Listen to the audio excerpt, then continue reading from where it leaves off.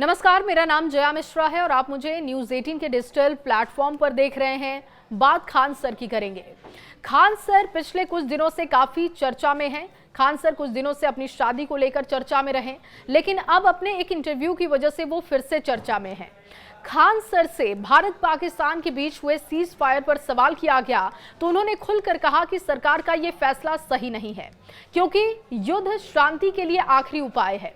Khan sir ने कहा कि अगर आप अपने देश में शांति चाहते हैं तो इसका आखिरी उपाय युद्ध ही है। सरकार को युद्ध नहीं रोकना चाहिए था।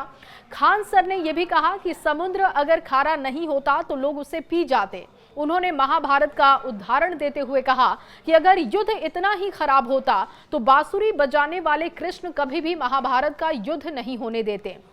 इसके साथ ही उन्होंने कहा कि सरकार ने उरी हमले के समय जो रणनीति अपनाई थी वही रणनीति उन्होंने पहलगाम हमले में अपनाई, जैसे कि 10 दिन के बाद अटैक करना, रात में अटैक करना और एयरफोर्स को लेकर घुस जाना। उन्होंने कहा कि नेवी किस लिए बैठी है, छठ पूजा करने के लिए बैठी है क्या, ये सवाल उन्होंने पूछा। खान सर से जब सवाल पूछा गया कि आतंकवादियों ने पर्यटकों से धर्म पूछकर मारा, कहा कि मोदी को जाकर बता देना, इसको लेकर आप क्या समझते हैं।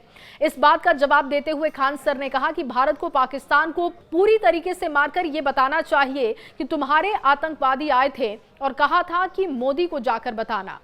इसके आगे उन्होंने कहा कि आतंकवादियों की डेड बॉडी भारत में लाकर मेडिकल हॉस्पिटल को देनी चाहिए ताकि बच्चे उससे ऑपरेशन सीख सके।